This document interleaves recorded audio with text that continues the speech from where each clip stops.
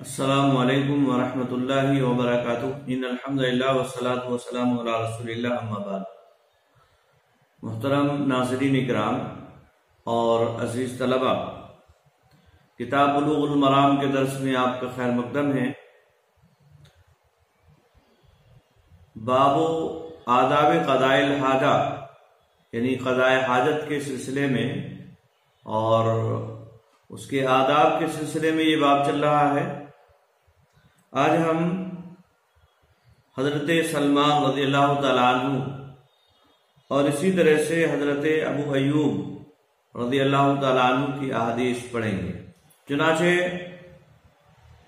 مؤلف رحمہ اللہ بیان فرماتے ہیں، وعن سلمان رضی اللہ تعالیٰ عنہ قال لقد نہانا رسول اللہ صلی اللہ علیہ وسلم ان نستقبل القبلۃ لغائط او بول او ان نستنجی بالیمین او ان نستنجی باقل من 3 احجار او ان نستنجی برجیع او عظم، رواہ مسلم۔ حضرت سلمان الخیر ان کا لقب ہے، ابو عبداللہ کنیت ہے، فارس سے ان کا تعلق تھا، فارس کے رہنے والے تھے۔ دین کی طلب میں انہوں نے سفر کیا اور نصرانی ہو گئے، پھر مدینہ تشریف لائے اور نبی اکرم صلی اللہ علیہ وسلم پر ایمان لائے۔ جب مدینہ میں آپ کی آمد کی خبر سنی تو مدینہ میں آ کر نبی اکرم صلی اللہ علیہ وسلم پر ایمان لے آئے۔ مدینہ کے اندر 50 ہجری میں ان کا انتقال ہوا۔ بعض لوگوں نے 32 ہجری بھی بتلایا ہے۔ جن صحابہ اکرام کی بہت زیادہ عمریں ہوئی ہیں ان میں سے ان کا شمار ہوتا ہے۔ چنانچہ ان کے بارے میں کہا جاتا ہے 250 سال یا 350 سال تک یہ زندہ رہے۔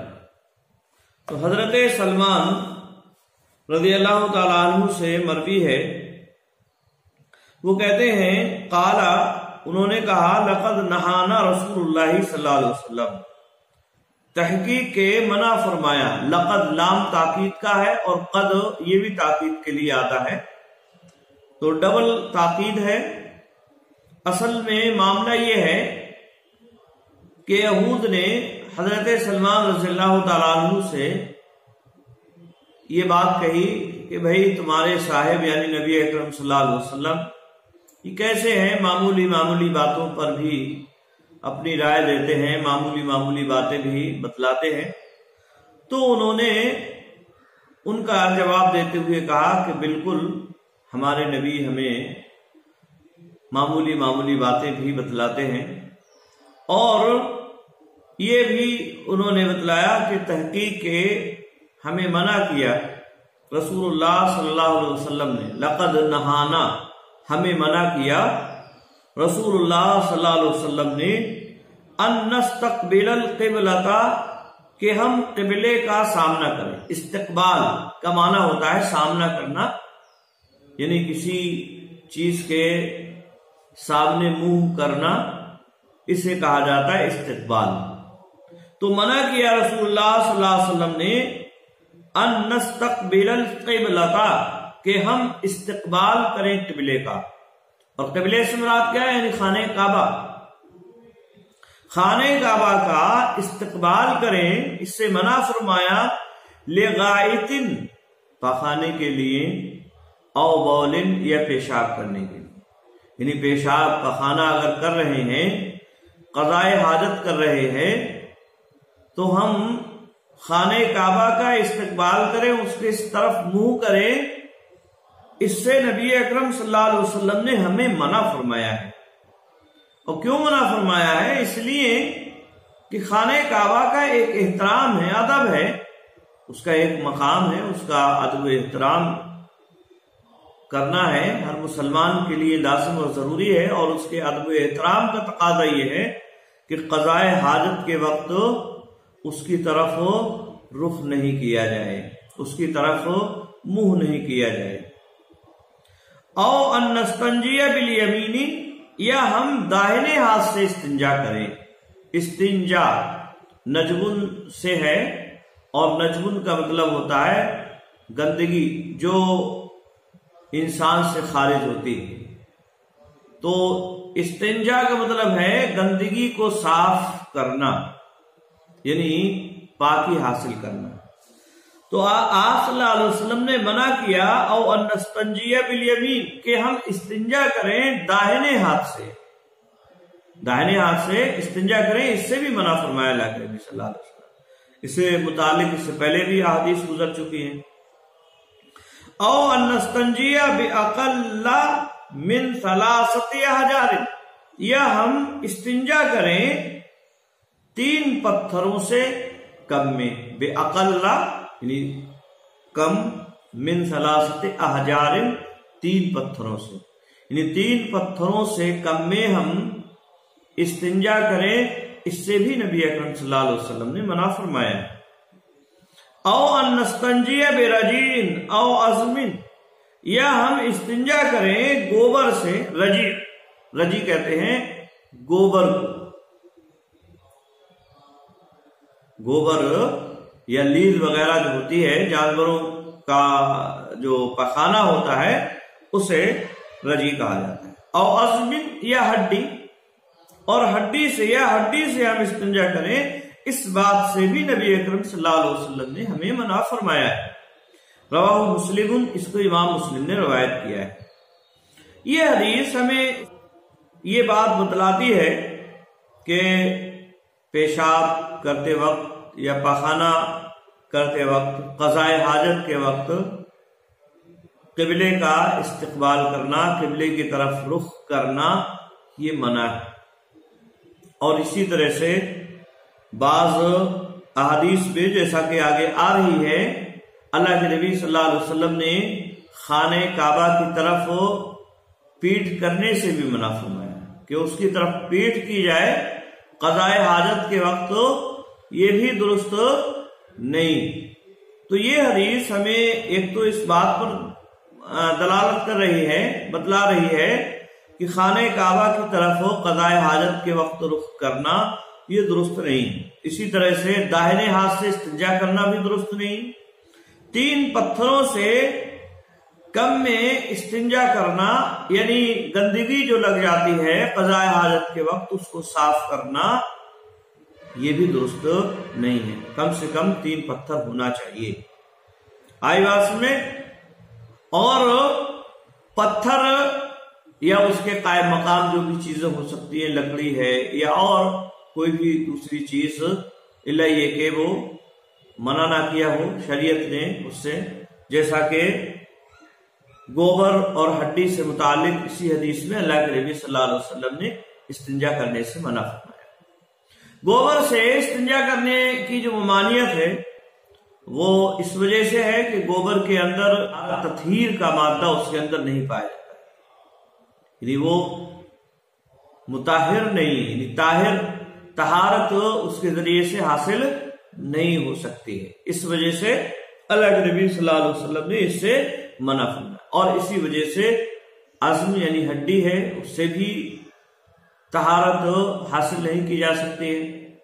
اور اس کی ایک وجہ یہ بھی ہے کہ عظم یعنی ہڈی اگر مذبوح جانور کی ہے، جسے ذبح کیا گیا ہے، جس پر اللہ رب العالمین کا نام لے کر ذبح کیا گیا ہے، اگر ایسے جانور کی ہے تو یہ جنوں کے جانوروں کا، ان کے چوپایوں کا کھانا ہے، ان کی خوراک ہے، جیسا کہ احادیث میں اس کی وضاحت موجود. آئی بات سمجھے؟ تو اگر کوئی اس سے استنجا کرے گا تو ایسی صورت میں وہ گندی ہو جائے گی، ناپاک ہو جائے گی، اور گویا کہ اس طرح سے کسی کی رزق اور روٹی جو ہے اس کو ہم گندا اور خراب کر رہے ہیں. اس لیے اللہ کے نبی صلی اللہ علیہ وسلم نے اس سے منع فرمایا.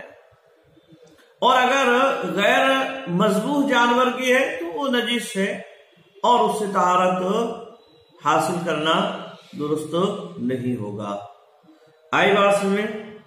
تو یہ جو ہے وجہ ہے استنجا نہ کرنے کی गोबर या लीद से। अब इसके अलावा जो दूसरी चीजें लकड़ी है, ये इसी तरह से कागज वगैरह है, इन चीजों से इस्तिंजा किया जाए या ना किया जाए, इसके ताल्लुक से उलमा की दो राय हैं। लेकिन सही बात इसमें यही है कि अगर उससे तहारत हासिल हो जाती है, तत्हीर का काम अगर उससे हो जाता है, तो ऐसी सूरत में उससे इस्तिंजा करने में कोई कबाहत की बात नहीं, क्योंकि अल्लाह के नबी सल्लल्लाहु अलैहि वसल्लम ने पत्थर का हुक्म दिया है, लेकिन और जो दूसरी चीजें जिनसे तहारत हासिल हो जाती है उनकी ममानियत नहीं की है। इसी तरह से इस हदीस से ये बात भी अच्छी तरह से मालूम हो रही है कि 3 पत्थरों से कम इस्तेमाल करना ये दुरुस्त नहीं है। और 3 पत्थरों से इस्तेमाल करने का मतलब यह है कि 3 दफा उसे साफ किया जाए, यानी उस जगह को जहां गंदगी लगी हुई है 3 दफा उसे साफ करना है। आई बात समझ में? हाँ, अगर पत्थर की बजाय पानी वगैरह का इस्तेमाल करना है तो फिर उसमें ऐसी कोई शर्त की बात नहीं है। अगर 1 दफा या 2 दफा से तहारत हासिल हो जाए तो पानी से तहारत 1 या 2 दफा से भी मुमकिन है और सही और दुरुस्त होगी। लेकिन अगर ढेला या पत्थर वगैरह का इस्तेमाल करना है तो ऐसी सूरत में कम से कम 3 का इस्तेमाल करना लाजिम और जरूरी है। 3 से कम इस्तेमाल करना ये दुरुस्त नहीं होगा, जैसा कि आगे भी अहादीस इससे मुतालिक आ रही है। आई बात में? इसी तरह से आगे कहते हैं मौलिफ रहमहुल्लाह, वलिस्सबाअती मिन हदीस अबी अय्यूब रज़ियल्लाहु तआला अन्हु ला तस्तक़बिलुल क़िबलता बिग़ाइतिन औ बौलिन वला तस्तदबिरूहा वलाकिन शर्रिक़ू औ ग़र्रिबू। और इसी तरह से सबान वलिस्सबाअती और सबा में हजरत अबू अय्यूब रज़ियल्लाहु तआला अन्हु से मरवी। सबा से मुराद इससे पहले बतलाया जा चुका है। इमाम अहमद, बुखारी, मुस्लिम, अबू दाऊद, नसाई, तिरमिज़ी, इब्ने माजा वगैरह, इन तमाम में ये हदीस मौजूद है। हजरत अबू अय्यूब रज़ियल्लाहु ताला अन्हु। अबू अय्यूब ये मशहूर सहाबी हैं, खालिद बिन ज़ैद बिन कुलैब इनका नाम है। अल्लाह के नबी सल्लल्लाहु अलैहि वसल्लम जब मदीना तशरीफ लाए तो इन्हीं के मकान पर आप सल्लल्लाहु अलैहि वसल्लम ने क़याम फरमाया था। अकाबिर सहाबाए किराम में इनका शुमार होता है। जंग बदर में ये शरीक हुए थे और रूम की जो जंग हुई सन 50 हिजरी में, इसमें ये गाजी थे और शहीद हो गए। और कुस्तुनतुनिया है, वहीं इनकी कब्र मौजूद है। तो मशहूर सहाबी है हजरत अबू अय्यूब रज़ियल्लाहु ताला अन्हु। तो अबू अय्यूब रज़ियल्लाहु ताला अन्हु से मरवी है, वो कहते हैं ला तस्तक़बिलुल क़िबलता बिग़ाइतिन औ बौलिन, कि आप सल्लल्लाहु अलैहि वसल्लम ने इरशाद फरमाया क़िबले का इस्तक़बाल ना करो पाखाना और पेशाब के वक्त, यानी क़ज़ाए हाजत के वक्त। वला तस्तदबिरूहा, और ना ही उसका इस्तदबार करो। इस्तदबार करो यानी उसकी तरफ पीठ करो, ना ही उसकी तरफ पीठ करो, यानी क़िबले की तरफ ना रुख करो क़ज़ाए हाजत के वक्त और ना ही पीठ करो। ये अल्लाह के नबी सल्लल्लाहु अलैहि वसल्लम ने बयान फरमाया। इसके बाद फरमाया वलाकिन शर्रिक़ू औ ग़र्रिबू, लेकिन मशरिक की तरफ रुख करो, औ ग़र्रिबू या मगरिब की तरफ रुख करो। वलाकिन शर्रिक़ू, शर्रक़ा युशर्रिक़ू तशरीक से फ़ेल अम्र है, यानी मशरिक की तरफ रुख करो। वग़र्रिबू, ग़र्रबा युग़र्रिबू तग़रीब से ये फ़ेल अम्र है और इसका माना है मगरिब की तरफ रुख करो, यानी मशरिक या मगरिब की तरफ रुख करो। आई बात में?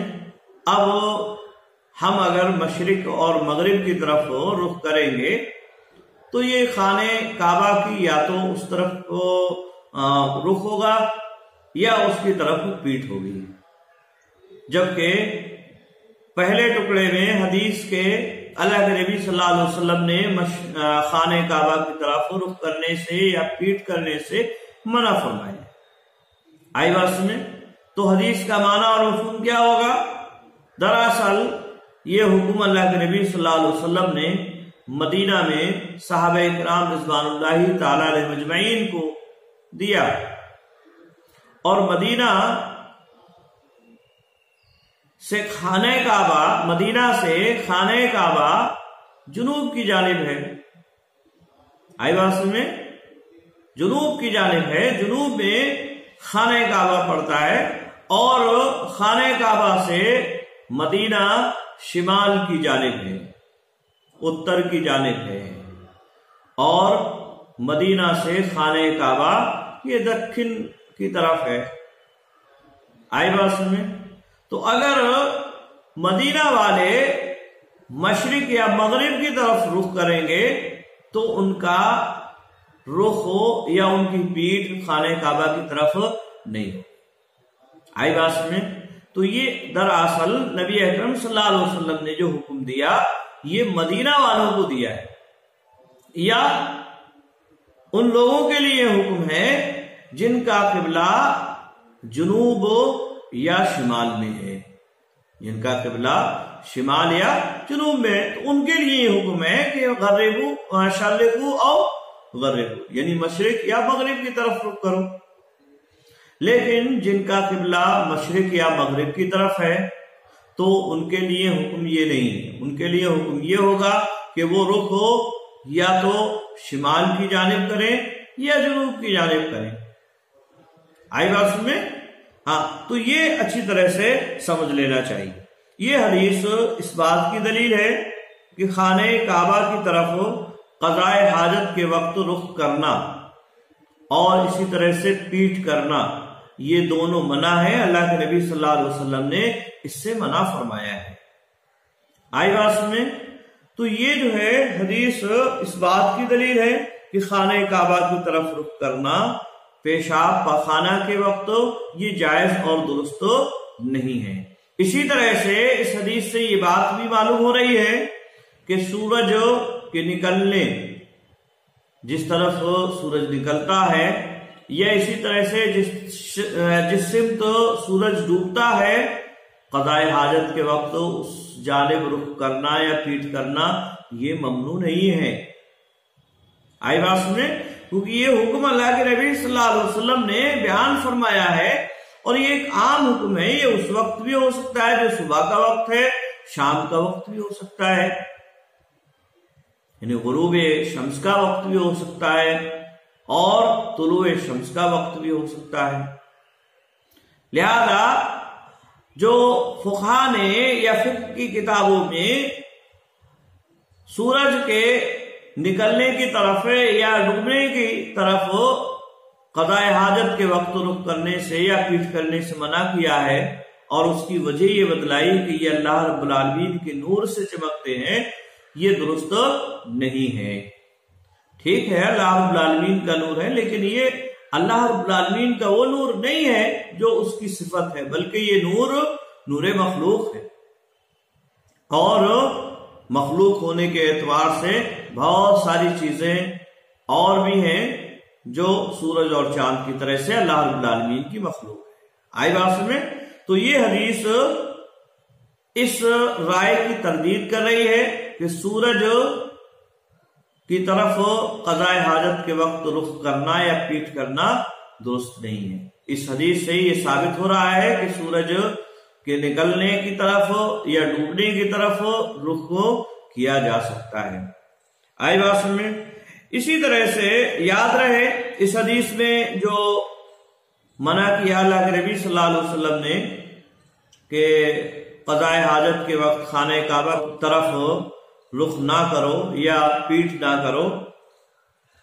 بعض احادیث جیسے عبداللہ ابن عمر رضی اللہ تعالیٰ عنہما کی روایت ہے، وہ بیان فرماتے ہیں کہ وہ حضرت حفصہ رضی اللہ تعالیٰ عنہ کے مکان پر ایک حاجت اور ضرورت سے چڑھے تو انہوں نے دیکھا اللہ کے نبی صلی اللہ علیہ وسلم کو کہ آپ صلی اللہ علیہ وسلم قضاء حاجت کر رہے ہیں اور آپ کے بیٹھنے کا جو طریقہ ہے وہ ہے مستقبل القبلۃ مستقبل الشام، یعنی آپ صلی اللہ علیہ وسلم خانہ کعبہ کا استدبار کر رہے ہیں، یعنی آپ کی پیٹھ خانہ کعبہ کی طرف ہے اور شام کی طرف آپ کا رخ ہے، بیت المقدس جس طرف ہے۔ اسی طرح سے حضرت جابر رضی اللہ تعالیٰ عنہ کی بھی ایک اس سلسلے میں روایت، انہوں نے بھی بیان فرمایا کہ اللہ کے نبی صلی اللہ علیہ وسلم کی وفات سے 1 سال قبل انہوں نے دیکھا کہ آپ صلی اللہ علیہ وسلم خانہ کعبہ کی طرف رخ کیے ہوئے ہیں قضاء حاجت کے موقع پر۔ تو ان روایات کی بنیاد پر علماء کے درمیان میں اختلاف ہے کہ خانہ کعبہ کی طرف رخ کرنا کیسا ہے۔ اس سلسلے میں ایک قول تو یہ ہے کہ خانہ کعبہ کی طرف قضاء حاجت کے وقت رخ کرنا یا پیٹھ کرنا یہ جائز اور درست نہیں ہے۔ امام حنیفہ اور ایک قول کے مطابق امام احمد بن حنبل رحمہ اللہ کا یہی موقف ہے۔ امام شوکانی اور اسی طرح سے ابن تیمیہ اور ابن القیم وغیرہ بھی اسی موقف کے قائل ہیں کہ خانہ کعبہ کی طرف رخ کرنا کسی بھی صورت میں یا پیٹھ کرنا کسی بھی صورت میں جائز اور درست نہیں ہے، چاہے فضا میں ہو یعنی کھلے میدان میں قضاء حاجت کر رہا ہو یا اسی طرح سے مکان میں یعنی بنی ہوئی دیوار کا جو پاخانہ اور باتھ روم ہوتا ہے اس میں ہو، کسی بھی صورت میں خانہ کعبہ کی طرف رخ کرنا یہ درست نہیں ہے۔ ایک قول اس سلسلے میں یہ، اور ایک قول اس سلسلے میں یہ ہے کہ علماء نے خانہ کعبہ کی طرف رخ کرنے سے متعلق یا پیٹھ کرنے سے متعلق بنیان اور فضا کا فرق کیا ہے، یعنی اگر بنی ہوئی جگہ ہے جیسے لیٹرین باتھ روم جو بنی ہوئی ہوتے ہیں جیسا کہ عام طور سے آج کل چل رہے ہیں، اگر ویسا کچھ بنا ہوا ہے تو اس میں کر سکتا ہے اور کھلی ہوئی جگہ میں کرنا جائز اور درست نہیں ہے۔ آئی بات میں یعنی کھلے میدان میں اگر قضاء حاجت کر رہا ہے تو ایسی صورت میں جائز اور درست نہیں ہے، لیکن بنی ہوئی جگہ میں اگر کر رہا ہے تو ایسی صورت میں کر سکتا ہے۔ آئی بات میں، اور اس کی دلیل یہی حضرت عبداللہ ابن عمر رضی اللہ تعالیٰ عنہ یا حضرت جابر رضی اللہ تعالیٰ عنہ کی روایات آئی بات میں، جن سے یہ بات معلوم ہو رہی ہے کہ اللہ کے نبی صلی اللہ علیہ وسلم نے قضاء حاجت کے وقت خانہ کعبہ کی طرف پیٹھ کی اور بیت المقدس کی طرف آپ صلی اللہ علیہ وسلم نے رخ کر کے قضاء حاجت کی۔ آئی بات میں، تو یہ جو ہے ایک قول ہے امام مالک، امام شافعی اور اسی طرح سے ایک قول کے مطابق امام احمد بن حنبل کا بھی یہ موقف ہے، اور علامہ سرحانی امیر سرحانی رحمہ اللہ صاحب سبل السلام نے بھی اسی موقف کو راجح قرار دیا۔ اسی طرح سے بعض علماء نے اسے نہیں تنزیہی پر محمول کیا ہے، یعنی مکروہ ہے رخ کرنا یا پیٹھ کرنا، لیکن اگر کوئی کر لیتا ہے تو وہ حرام کا مرتکب نہیں ہوگا۔ اسی طرح سے بعض علماء نے یہ بات بھی کہی ہے کہ یہ جو ممانعت والی روایات ہیں یہ منسوخ ہیں، بعد میں اللہ کے نبی صلی اللہ علیہ وسلم نے اس کی اجازت دے دی، بعد میں آپ صلی اللہ علیہ وسلم نے اس کی اجازت دے دی۔ تو اس سلسلے میں بہتر اور صحیح اور درست بات یہی ہے کہ چونکہ ادب کے واسطے اللہ کے نبی صلی اللہ علیہ وسلم نے منع فرمایا خانہ کعبہ کی طرف قضاء حاجت کے وقت رخ کرنے سے یا پیٹھ کرنے سے، تو ادب کا تقاضا یہی ہے کہ خانہ کعبہ کی طرف رخ نہ کیا جائے قضاء حاجت کے وقت، چاہے وہ کھلی جگہ ہو یا فضا ہو۔ ہاں اگر کوئی بنیان میں کبھی کبھار کر لیتا ہے تو ایک الگ مسئلہ ہے، مطلب سختی نہیں ہے، اس کے لیے اتنی زیادہ سختی نہیں ہے. آئی بات سمجھے؟ تو یہ استقبال قبلہ یا استدبار قبلہ سے متعلق بات ہوئی پیشاب یا پخانہ کرتے وقت. امید ہے کہ بات سمجھ میں آ گئی ہوگی. آج کے لیے بس اتنا ہی. السلام علیکم ورحمۃ اللہ وبرکاتہ.